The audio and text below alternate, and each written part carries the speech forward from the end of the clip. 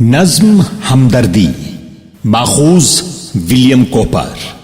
ٹہنی پہ کسی شجر کی تنہا بلبل تھا کوئی اداس بیٹھا، کہتا تھا کہ رات سر پہ آئی، اڑنے چگنے میں دن گزارا، پہنچوں کس طرح آشیاں تک، ہر چیز پہ چھا گیا اندھیرا۔ سن کر بلبل کی آہوزاری جگنو کوئی پاس ہی سے بولا، حاضر ہوں مدد کو جانو دل سے، کیڑا ہوں اگرچہ میں ذرا سا، کیا غم ہے جو رات ہے اندھیری، میں راہ میں روشنی کروں گا۔ اللہ نے دی ہے مجھ کو مشل، چمکا کے مجھے دیا بنایا، ہیں لوگ وہی جہاں میں اچھے، آتے ہیں جو کام دوسروں کے۔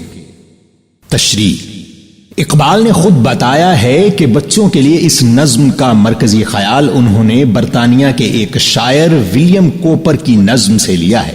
بچوں کے لیے اقبال کی دوسری نظموں کی طرح ہمدردی بھی ایک سیدھی سادی نظم ہے، جس میں ایک جگنو اور بلبل کے مابین مکالمہ ہے۔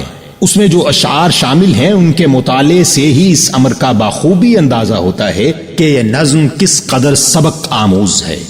نظم میں بتایا گیا ہے کہ کسی درخت کی شاخ پر ایک بلبل تنہا اور اداس بیٹھا کہہ رہا تھا کہ سارا دن تو دانا چگنے میں گزر گیا اور اب رات چھا گئی ہے، ساری فضا میں تاریکی چھا گئی ہے، ایسے میں کس طرح اپنے گھونسلے تک پہنچوں گا۔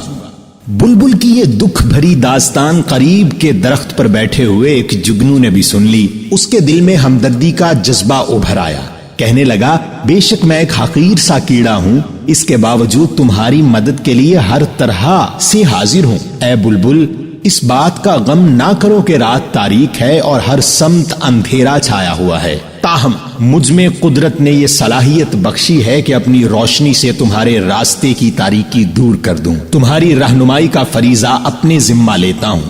نظم سے یہ سبق ملتا ہے کہ دنیا میں وہی لوگ اچھے ہوتے ہیں جو مشکل میں دوسروں کے کام آتے ہیں۔